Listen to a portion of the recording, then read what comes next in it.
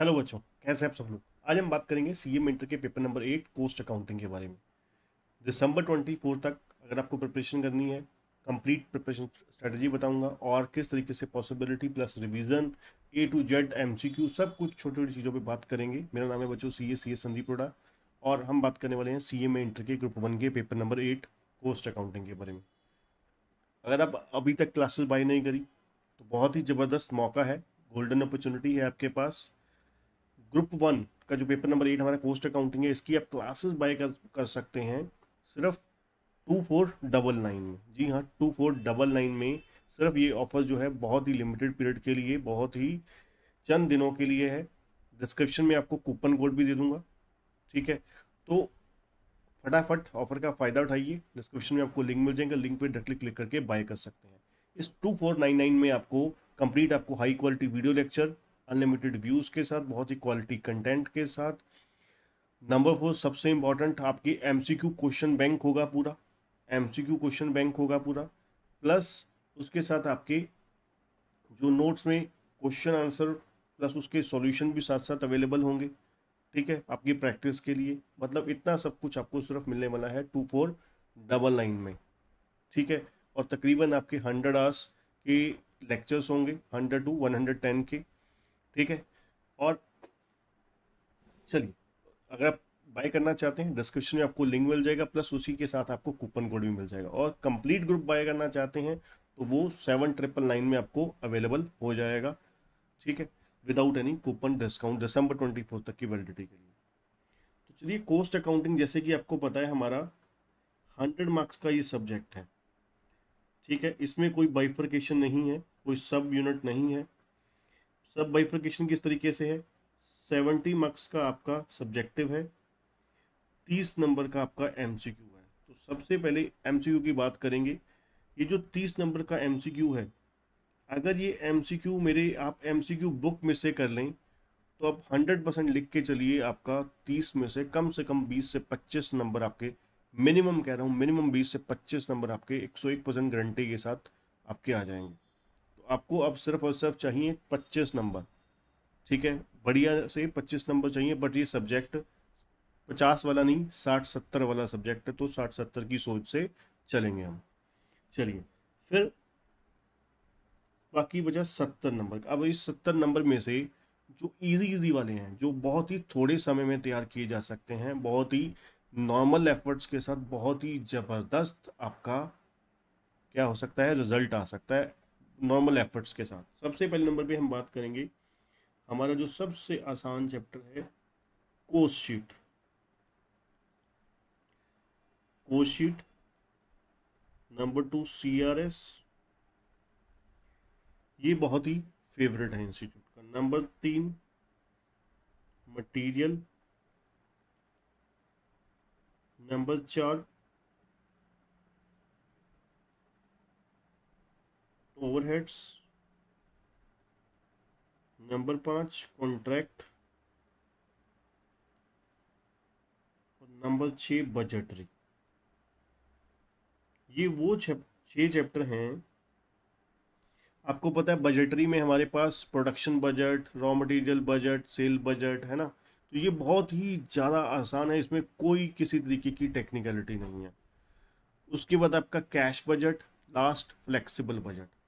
Minimum आपको एक question 5 से 10 नंबर का आपको यहाँ पर बजटरी में देखने को मिल जाता है, जो एक्चुअली में बहुत ही आसान सा पेपर आता है, ठीक है। कॉन्ट्रैक्ट भी आपको पता है इंस्टीट्यूट का ऑल टाइम फेवरेट है। कोर्स शीट में 10 नंबर का, CRS में आपका 5 नंबर का, मटेरियल भी, मटेरियल में छोटे छोटे 5-5 नंबर के दो आ सकते हैं, या EOQ का एक 10 नंबर का क्वेश्चन आ सकता है, या फिफो लिफो का 10 नंबर का आ सकता है, ठीक है। ओवरहेड में भी एक क्वेश्चन हमेशा बड़ा आता है, ठीक है। तो इसलिए मैं आपको कह रहा हूँ ये सभी चैप्टर आपको बहुत ही अच्छे तरीके से तैयार करने हैं, क्योंकि ये इंस्टीट्यूट के ऑल टाइम फेवरेट है, ठीक है जी। ऑल टाइम फेवरेट चैप्टर हैं ये, ठीक है। तो इसको बहुत ही अच्छे तरीके से पढ़ना है, प्लस रिवाइज करना है, ठीक है। और रिवाइज करने का बेस्ट तरीका क्या है, आपने चैप्टर किया, चैप्टर के साथ साथ उसके एमसीक्यू जरूर कीजिए, जिससे क्या होगा आपके 30 नंबर वो गारंटी हो जाएंगे, प्लस आपका चैप्टर का छोटा छोटा पॉइंट रिवाइज हो जाएगा। ठीक है। और सबसे अच्छा तरीका क्या होता है, मान लीजिए आपने कोस्ट शीट पढ़ा, कोस्ट शीट को कोस्ट शीट को पढ़ने का तरीका क्या है, कोस्ट शीट आपने फॉर्मेट किया, उसमें अंदर पॉइंट्स पढ़े, वर्किंग उसकी याद करी आपने, सम सॉल्व किए। रिवाइज करने का तरीका क्या है, आपने 4 दिन बाद, 5 दिन बाद, 2 दिन बाद चैप्टर खत्म होने के बाद आपने क्या किया, विद इन 1 वीक